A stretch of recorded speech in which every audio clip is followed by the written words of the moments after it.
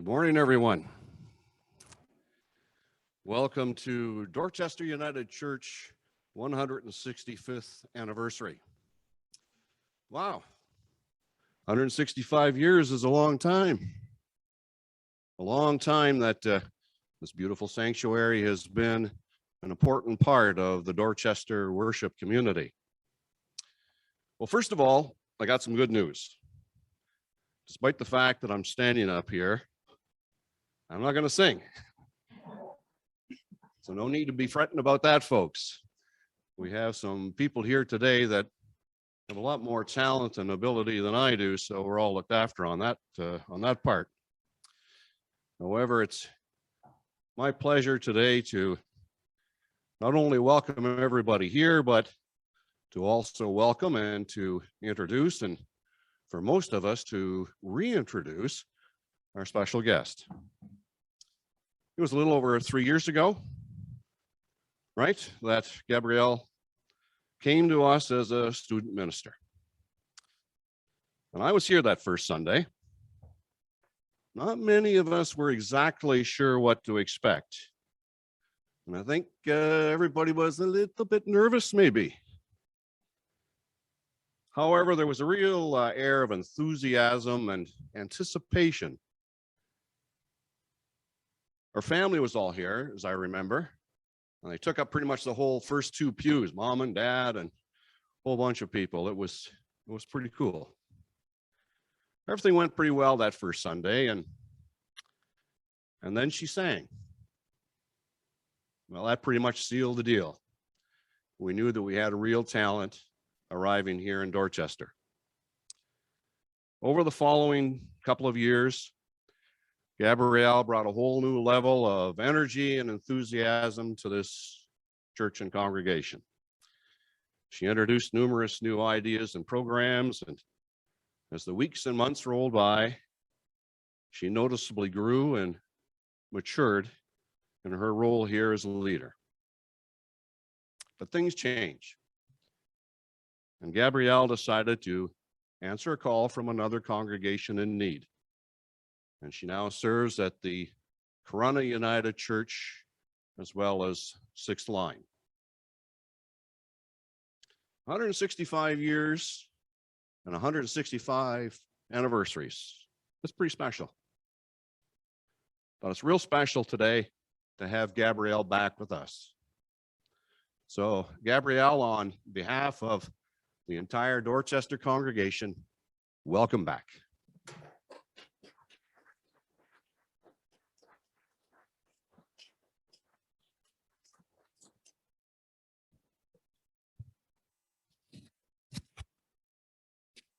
Make sure this works. Yeah. All those weird things where we can't hug or shake hands. Okay, forgive me if I make a mistake and come at you in COVID excitement. All right. Do we have any other announcements this morning? Okay, I have one, and that's just, oh, we've got one. We do. Do you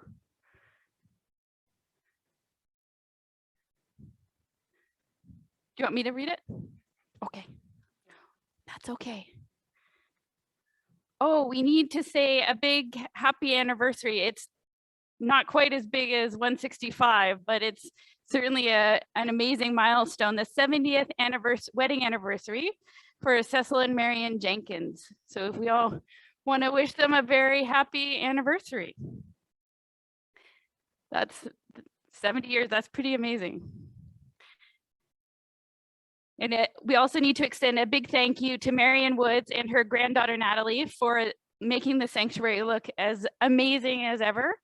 I know at the beginning we had to strip everything bare, so it's so nice to see bright and colorful things up at the front and celebrating our harvest time. I'd like to begin our service of worship this morning with an acknowledgement and an offering of thanks. We give thanks for the land and our ancestors who have cared for it, for both Indigenous and settler, for those who continue to tend to the land in order to nourish our communities and creation, for those who are tender and respectful to all living things. As members and representatives of the United Church of Canada, we acknowledge the role our church played in the residential school system and humbly live into our church's apology. God, help us make space for grieving and remembering that we are treaty people. In acknowledging that we worship and live in the traditional territory of the Anishinaabe, the Haudenosaunee, Attawadaren, and Wendat peoples, a territory covered by the Upper Canada Treaties.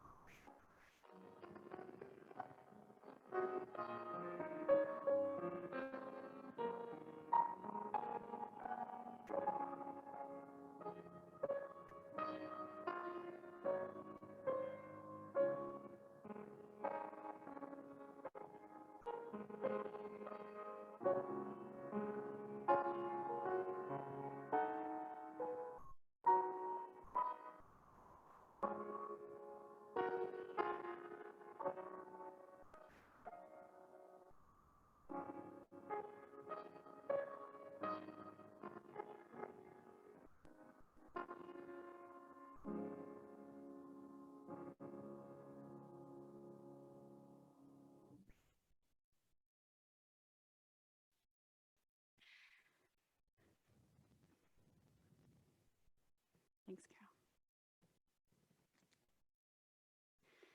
As we begin our service of worship this morning, I'd like to honor the flowers at the front on our altar in memory of our dear Shirley Morris, who we celebrated yesterday with friends and family. Our love goes out to everyone. I'd like to extend a thank you and greetings of peace and blessings on behalf of Sixth Line and Courtright United Church from where I'm serving now, doing what they call a specialized, or SME, what does that stand for? Specialized ministry experience. So I'm working with a supervisor and a team of people there to oversee my path to ordination. So they send their love and blessings, and a big thank you for donating Reverend Mark Perry to them this morning. As we begin, I bring greetings in the name of the triune God, creator, sustainer, and redeemer. As we light the Christ candle, bringing Christ into our midst, a reminder that Christ is the light of the world.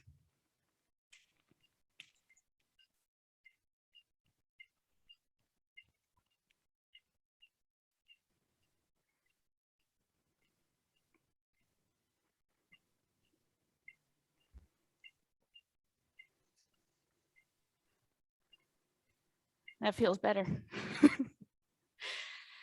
It's funny how those nerves from that first Sunday come back at the beginning. Bear with me if I'm a little shaky. It feels so good to be back here. It feels like a homecoming. It really does.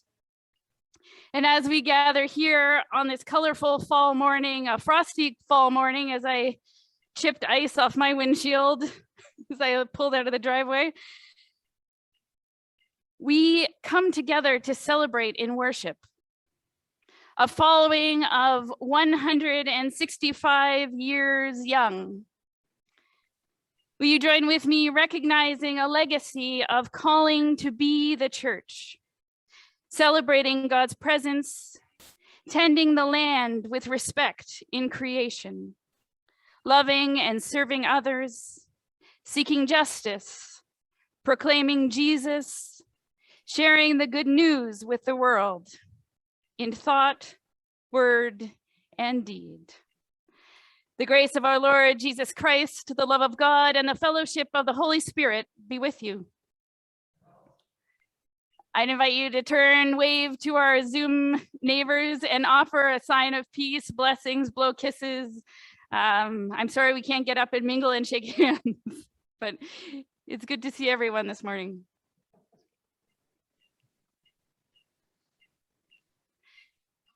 Will you join with me in our opening hymn number 371, Open My Eyes? Open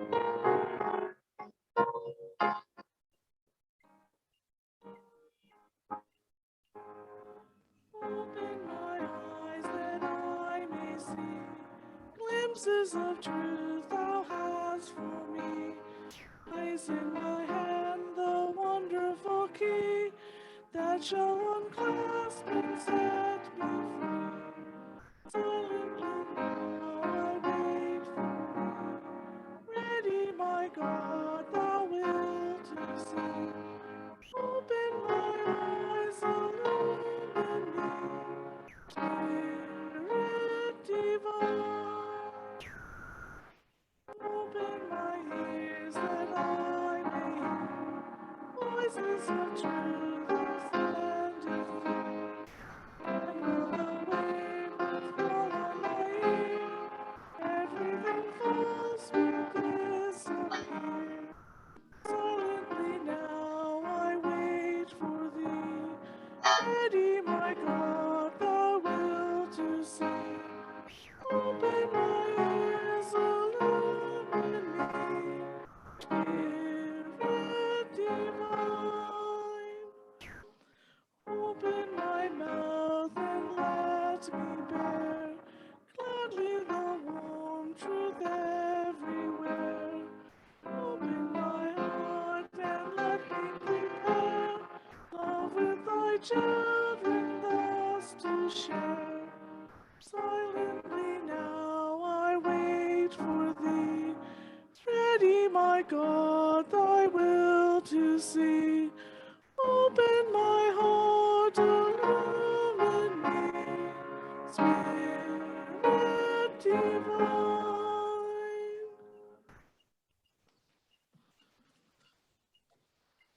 In this time when creation is dressing itself for a cool sleep, preparing for a rebirth, with all its majesties of colors and smells and sustaining offerings of the harvest, we layer and gather up, celebrating sustenance for another season.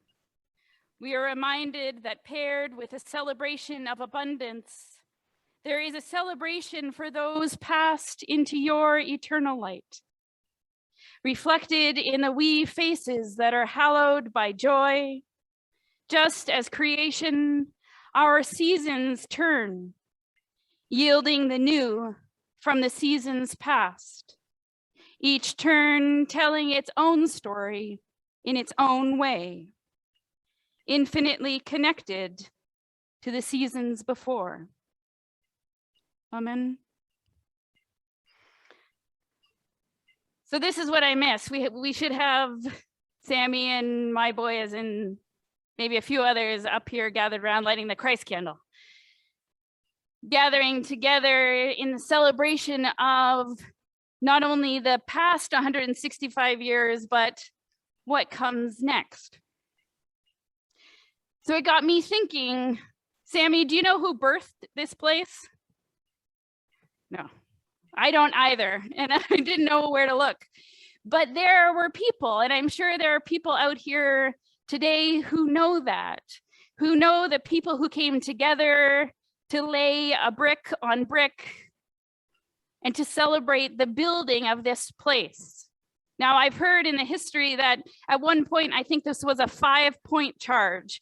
So somebody went around to 5 different places on a Sunday morning to preach and to lead worship. And there's another one in Banner. I think that was 1, 2. I don't know which one of the 5, if we're the only one that still exists, or if there are more out there that were part of that amazing group. But the one thing that we do know is who birthed us. So Sammy, you know who birthed you, right? You better. He's looking at her right now. Lisa's like, it's me. But do you know your birth story? Has she ever told you what it was like when she went into labor and had to rush to the hospital and all of the hubbub and drama or joy that might surround that? He's nodding his head back there. Do you know what she actually went through, or just the glorified version? Did she want to wring your neck? Did she tell you and put you in your place? Do you know? Do you know what I did to bring you here? The 9 months of cravings and morning sickness and the pain of labor, the struggle in raising you, the toddler, the no phase, the tantrums, the trouble, the driving to practices. I know she has to get up at before the sun is out to drive you to swim meets and other things.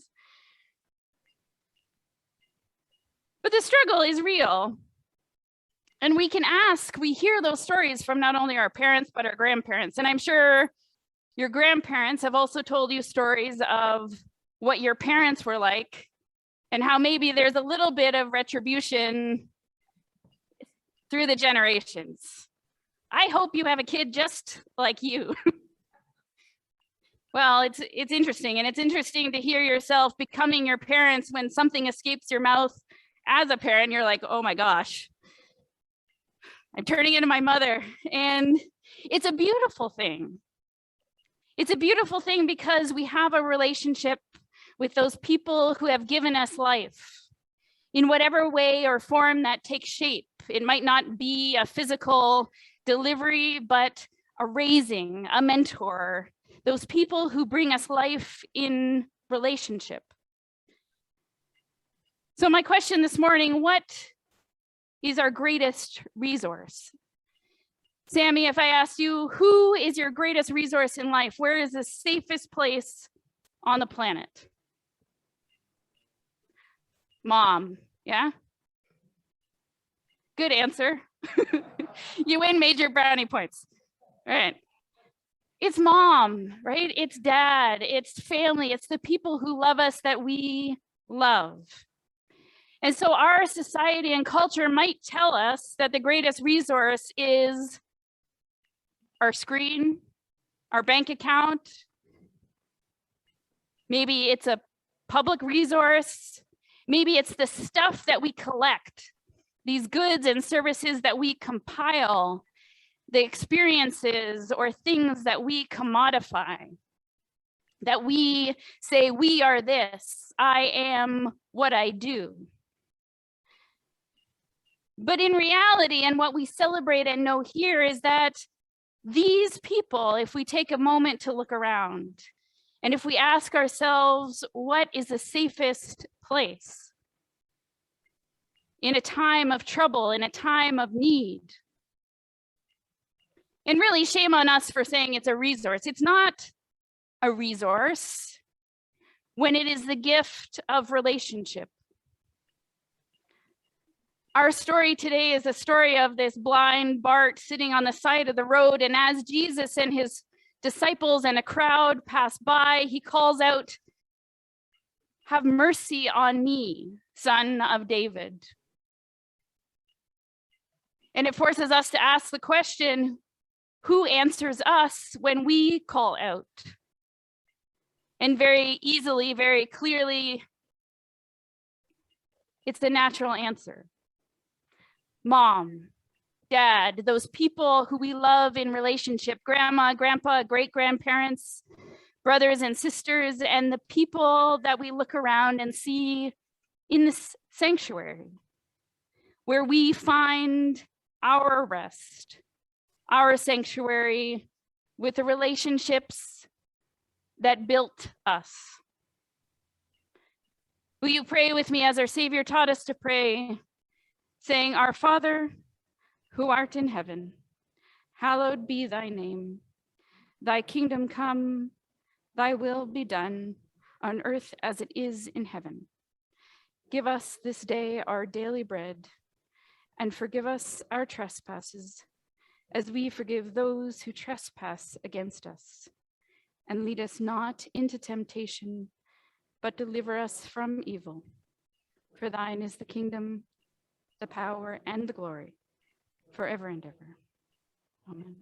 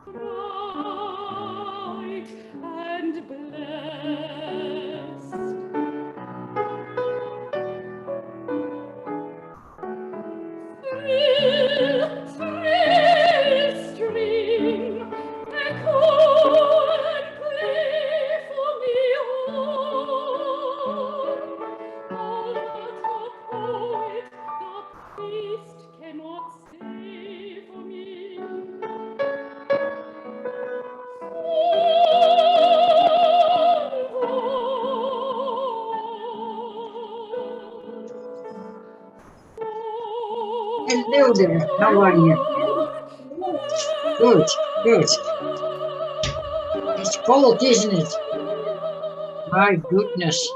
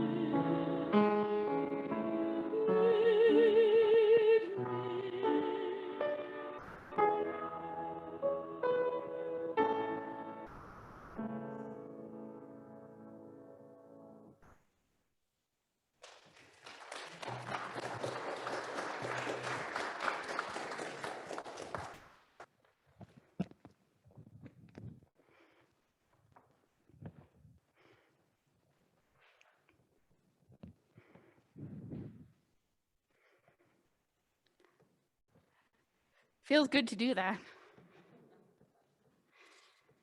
In time it's been so quiet. Thank you. Will you pray with me? God, full of grace and wonder, hear our song that wonders and wanders heavenward to you. Help us with the courage to lay down our dreams at your soft treading feet. May our souls pour out and cry out to be heard by you. We cry out for the leaders of the world who face tremendous responsibility, pressure, and accountability. Guide their hearts and minds in your way to the service and love of all. Help us to consider their leadership even when we don't agree or understand their decisions. And help us to seize our voices, to cry out and be heard for the will of your people. We cry out, God, for the Reverend Mark Perry. Guide him safely in his travels today and always as he works in your holy name to love and serve others. Be with our moderator, Richard Bott, and Michael Blair, our General Secretary. Guide this church, the soul of our nation, in walking in your path and working in your ways, serving your mission. We cry out for country, for those far and wide, as we continue in this journey of change and revelation together. May we not turn our eyes from the souls calling out from the roadside, but stop and listen. Heal and turn back to your path together. We cry out for our small spots on this glorious land that provide for and nourish us. Be with us and others as we care for the land, our neighbors, friends, and families. Help us to share in this mission that has a church, bringing it with us out into the world to celebrate the awesome joy and wonder that lifts up our voices in song to proclaim joy in something more true than death. This love that will not let us go, that seeks us out in darkness and calls us from the roadside, that we gather together to share in as we hold up Marlene Smith and Linda Cheney and Shirley Morris and her family who are mourning her passing. We hold up these and all who we name aloud or silently in our hearts and give thanks for our witness.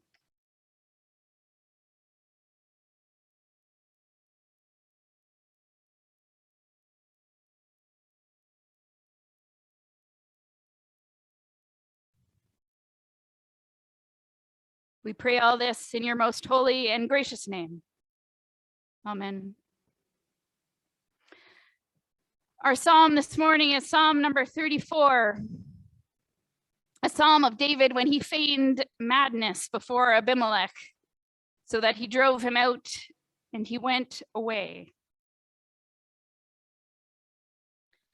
I will bless the Lord at all times. His praise shall be continually in my mouth. My soul makes its boast in the Lord. Let the humble hear and be glad. Oh, magnify the Lord with me and deliver me from all my fears. Look to him and be radiant, so your faces shall never be ashamed. This poor soul cried and was heard by the Lord and was saved from every trouble. The angel of the Lord encamps around those who fear him and delivers them. Oh, taste and see that the Lord is good. Happy are those who take refuge in him. Many are the afflictions of the righteous, but the Lord rescues them from all. He keeps all their bones, not one of them will be broken.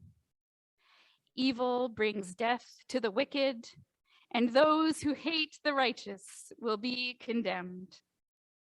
The Lord redeems the life of his servants. None of those who take refuge in him will be condemned. Hear us, Lord, when we cry to you. Calm our bodies and minds with the peace which passes understanding and makes us radiant with knowledge of your goodness.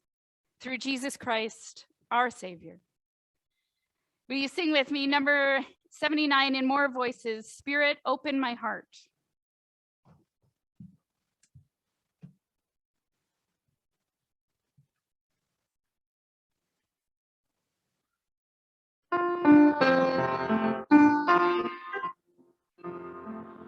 Spirit, open my heart to the joy and pain of living. As your love may I long, in receiving and in giving. Spirit, open my heart. God, replace my stony heart with a heart that's kind and tender. All my coldness and fear, to your grace I now surrender. Spirit, open my heart to the joy and pain of living. As your love may I long, in receiving and in giving. Spirit, open my heart. Write your love upon my heart. As I love, I call my story. It is not word and deed. Living, bring you forth. Spirit, open my heart to the joy and pain of living. As your love may I long, in receiving and in giving. Open my heart. May I weep with those who weep, to the joy of sister, brother, and the welcome of Christ. May we welcome one another.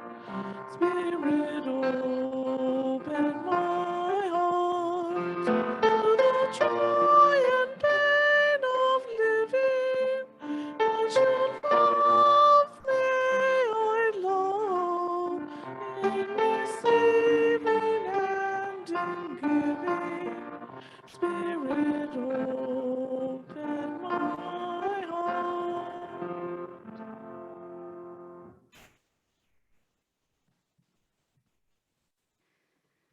So somewhere in the 1960s, the United Church thought that after thousands of years that it might be time to revamp a creed, which is a joining together to profess our faith as we find it and represent the United Church of Canada in its mission in the church.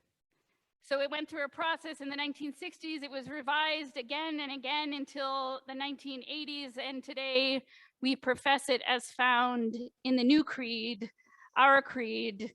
Can we profess our faith together in saying we are not alone? We live in God's world. We believe in God who has created and is creating, who has come in Jesus, the Word made flesh, to reconcile and make new, who works in us and others by the Spirit. We trust in God, We are called to be the church, to celebrate God's presence, to live with respect in creation, to love and serve others, to seek justice and resist evil, to proclaim Jesus crucified and risen, our judge and our hope. In life, in death, in life beyond death, God is with us. We are not alone. Thanks be to God. Strengthened by God's Spirit, we learn, live, and celebrate as followers of Jesus Christ, reaching out to help our worldwide community, sharing God's love and God's hope. We give you thanks for your offering today, for 165 years of offering and out into the future to sustain this mission that has a church in the world. Our scripture reading this morning is from the book of Mark, chapter 46 to 52, and I'm really sorry it's so tiny on there. I did do a test and it looked bigger. Story, the story of everyone's life. It's an interesting story. So you'll notice that the first line is, they came to Jericho, and as they were leaving. What happened in between, we don't know. Maybe they just passed through. But we're getting later in the book of Mark, and the disciples are on this journey to Jerusalem. Last week we heard that for the third time, Jesus had proclaimed what was bound to happen to him. And James and John, the sons of Zebedee, said, "Let us sit on your right and left-hand side." And Jesus said, "That's not how it's going to work. So in order for you to be first, you must be last." And so here comes the story of blind Bartholomew sitting by the roadside. And we have to remember that in this day and time, if you were ill or suffered in any way, if you had a skin affliction, if you are blind or deaf, you couldn't function in a society. You were outcast. You couldn't work. There were no systems in place to help or support you. You were destined for a life on the roadside as a beggar. So here is blind Bart sitting by the road. And how he came to know of Jesus, the Son of David, must have been in his idol, sitting, listening to those passersby, those whispers of this man who was doing phenomenal and amazing things. He heard the footsteps of the crowd as they came into Jericho, and the mumblings as they get closer and closer. They came to Jericho as he and his disciples and a large crowd were leaving Jericho. Bartimaeus, son of Timaeus, a blind beggar, was sitting by the roadside. When he heard that it was Jesus of Nazareth, he began to shout out and say, "Jesus, Son of David, have mercy on me." Now many sternly ordered him to be quiet, but he cried out even more loudly, "Son of David, have mercy on me." Jesus stood still and said, "Call him here." And so they called the blind man, saying to him, "Take heart, get up, he is calling you."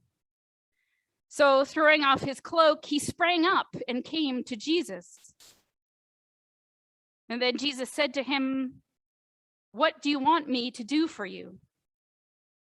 The blind man said to him, "My teacher, let me see again."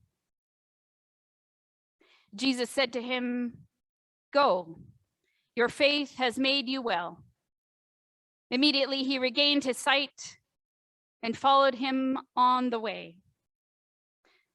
The word of God for the people of God. Thanks be to God.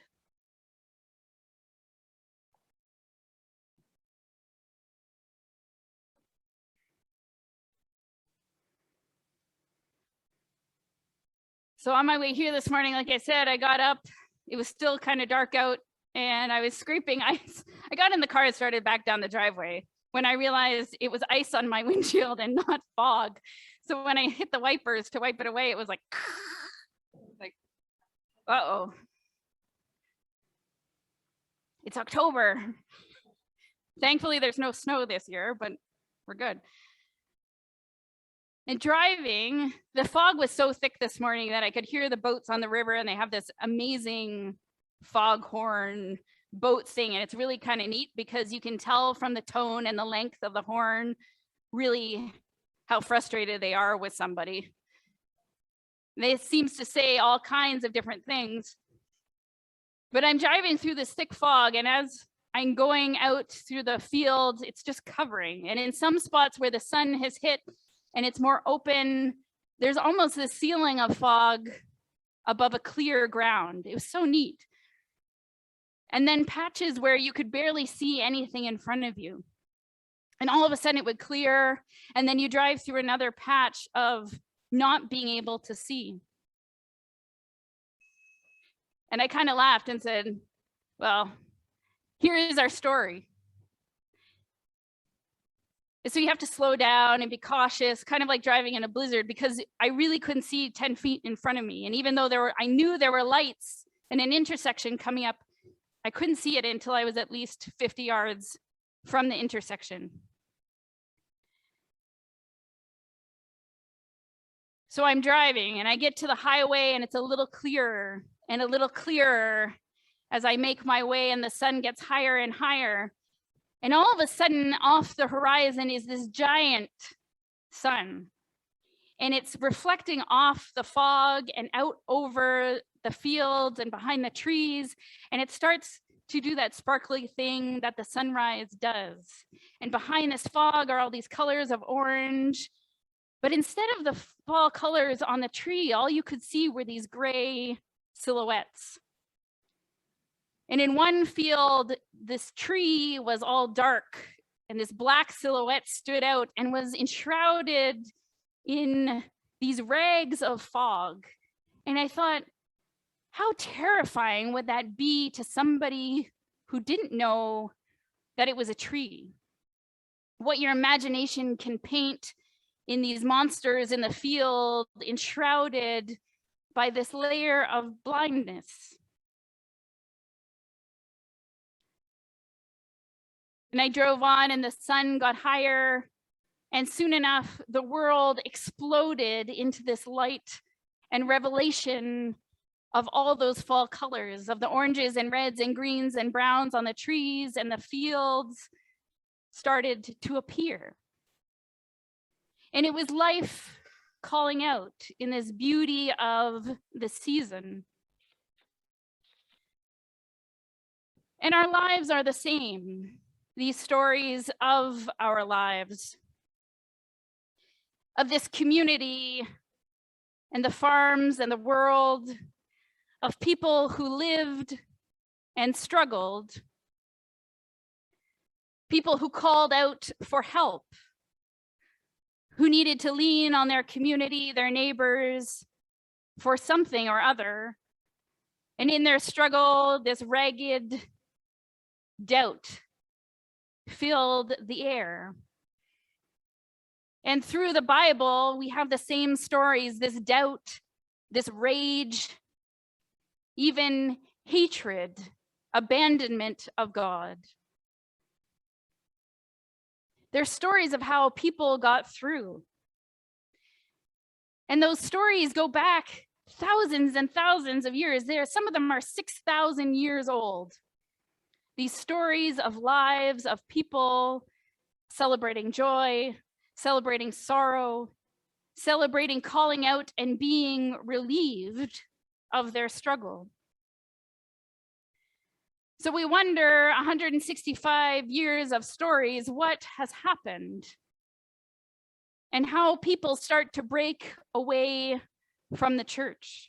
Well, it's not what it used to be. We don't have 100 kids in the Sunday school anymore, and we don't do this and we don't do that. But what do we do? And what do we do that is unique and different from everything else outside of this place. So a few years back, my cousin, who is a Baptist and attends a Chinese Baptist church in Toronto, she reached 18 and she had gone through her catechism. She was doing, it's an adult baptism tradition. So they have the big hot tub at the front is what it looks like. And here are all these teenagers in their gowns ready to get dunked. They go in, the pastor literally puts them over backwards. They're sopping wet from head to toe. And they are baptized in the name of a triune God. And we think, what the heck would possess teenagers to do that in this world where we're not seeing any in this place? We're seeing fewer and fewer. We have Sammy at the back. And we think, why? What could possibly motivate, get under their skin? What are we doing wrong? What are we doing right? What are we missing? What is wrong with those kids? So one kid after another gets up and starts to share their story. The first one is a story of addiction and recovery, of being lost and without a place to go. And he said, I found this place and these people, and they started telling me stories and feeding me and asking into my life and investing. And I got hooked, and something stuck, something reached out and grabbed me and held me in this place.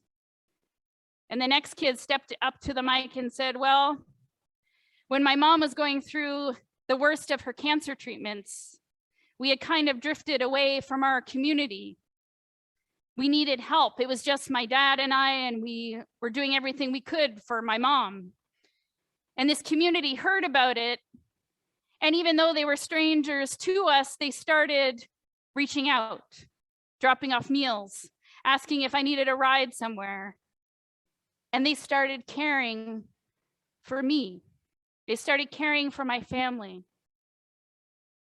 And when she died, this was what I had. So in he goes, sopping wet, and stands next to the other ones. You hope the next people are not too long. And one story after another story of suffering in a time of despair, this place, this community gathered round them, drew them in, and held them up. Now, my cousin's story was not so desperate. She was kind of the only cheery one. Well, my dad played in the orchestra and my uncle played in the orchestra. And here we are on Sunday mornings. I got stuck. I created a friend group. I found a church home, and I have fun in this place. There are people who know me, who love me, and want to know my story, and who share their stories with me. There is a history and a lineage, a tie to something beyond just herself. And in she goes and gets dunked.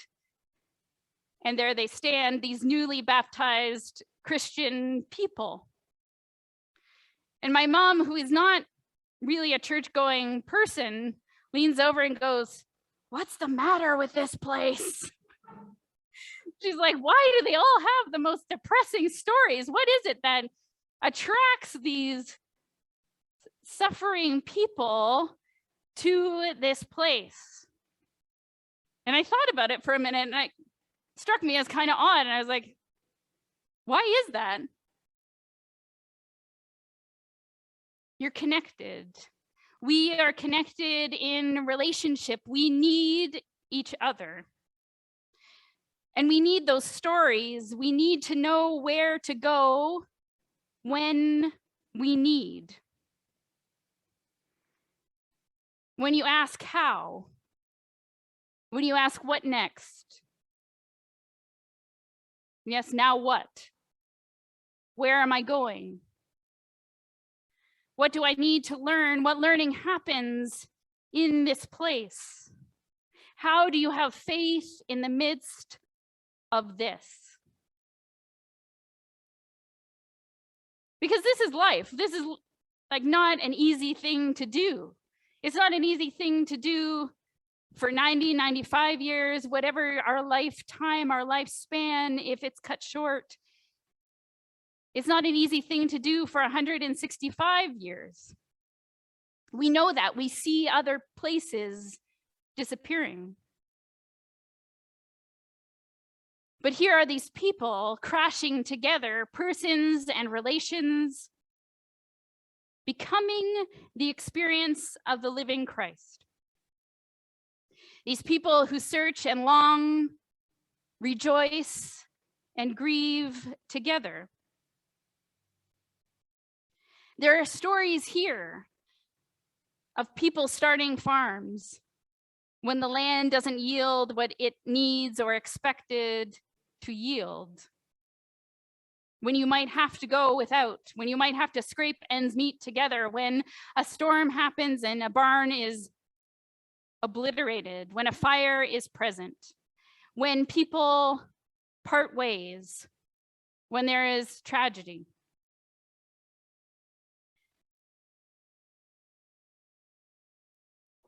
So often in life, we are cut off from these relationships and these stories that name us. And those stories are things that you don't pick up or throw away at a garage sale. They persist for a lifetime and beyond. They persist for 6,000 or more years, and definitely 165. So what are the stories that persist in defining who we are? When you run out of hot water, so you have to create a fire chain down the road to come in and wash the dishes downstairs in the basement. When you gather around and share meals, break bread together. When you feed the hungry people of your community and support them. These are the relationship building things of our time.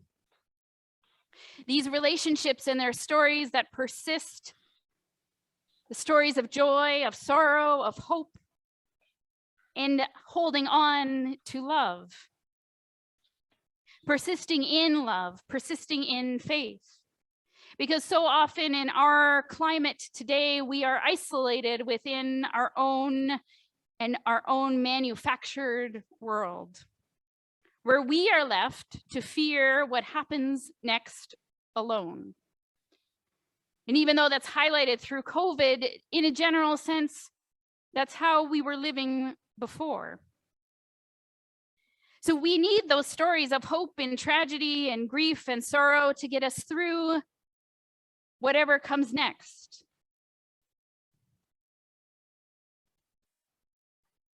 With and for one another.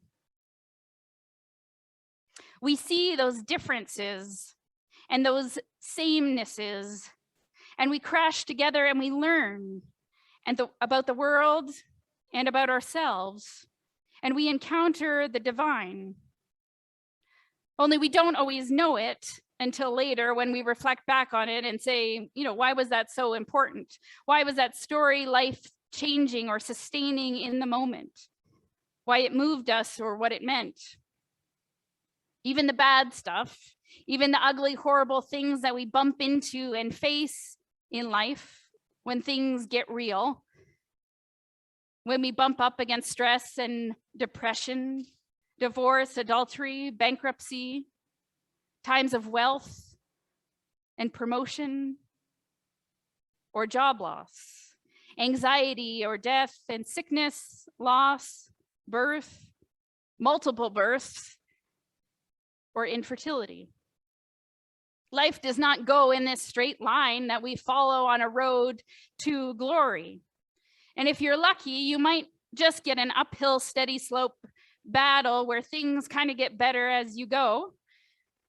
Or if you're normal, it looks like you've got a 2-year-old drawing the map of how to get you to the end somewhere and you don't know where you're going. So here's Bart on the roadside in the dark, and he calls out for mercy. And in the granting of that, in an instant, he is up and on his feet. He has thrown away his cloak and followed this guy that he doesn't really know. Jesus says, "What do you want?" He says, "Just Let me see again.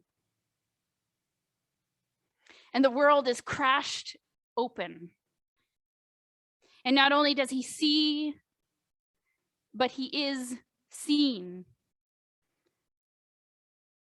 Son of David, have mercy. Says this a guy who's ignored, told to be quiet on the side as the crowd goes past. This one person stops to see him. So who has seen you? And you, who have you seen in this place? The loves who have shared with you, and those who shared a story or shared in your story. Just as we are called to share our story, this story that persists through time, the story of Jesus in mercy, that we may see again, that we may help others to see this reason to go on in the hope, in the light, in the dark. To know and trust that this rod and this staff in the valley of the shadow goes with us wherever we go, whenever, with whoever. Amen. Will you join with me in our closing hymn number 266, Amazing Grace?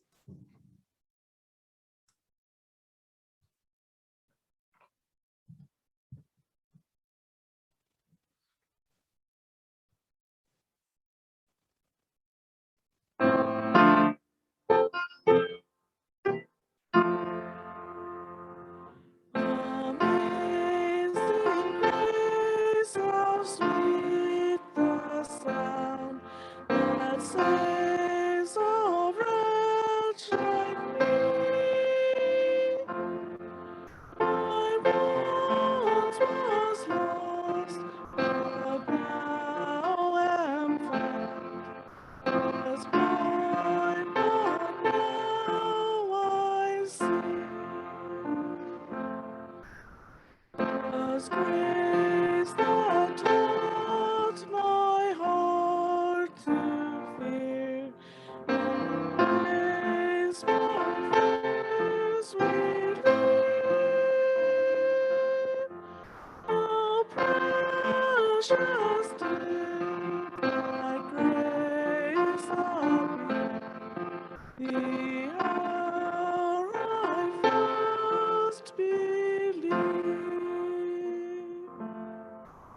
Through many dangers, toils, and snares, I have already known His grace that brought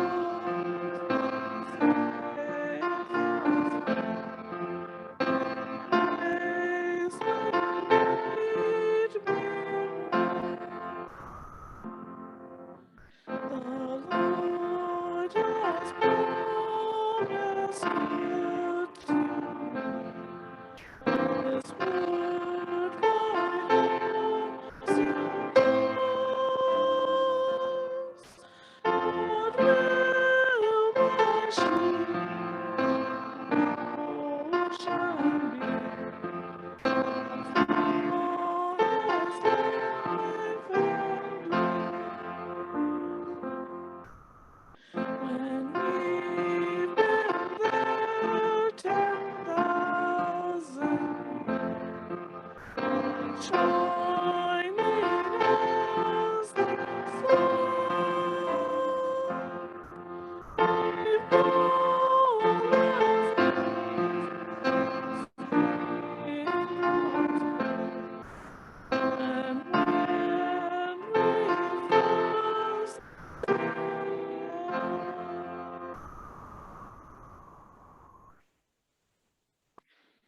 Let us go forth out into the world being free to crash into those other people, not literally, figuratively, these souls crashing into each other, these stories and experiences of life on the road that pull one another in and help us through, that get us along, reminding that there is light in the distance, reminding us that the sun is on the horizon, clearing away the dark, clearing away the fog, that this other person, this other life was inspired by something, had the faith to keep going, and so inspires our faith, inspires us to throw off our cloaks and follow on the way. Let us go forth in peace. Amen.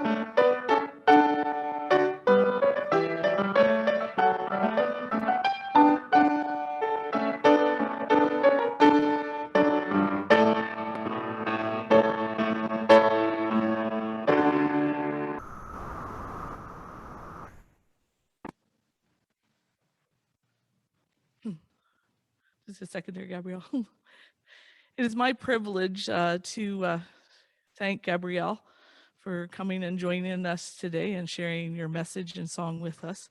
We wish you all the best on the rest of your journey to ordination and look forward to seeing you in the future.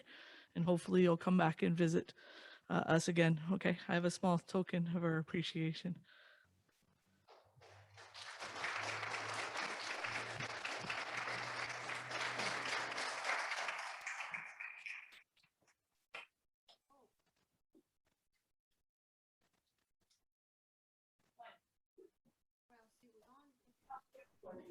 Thank you so much.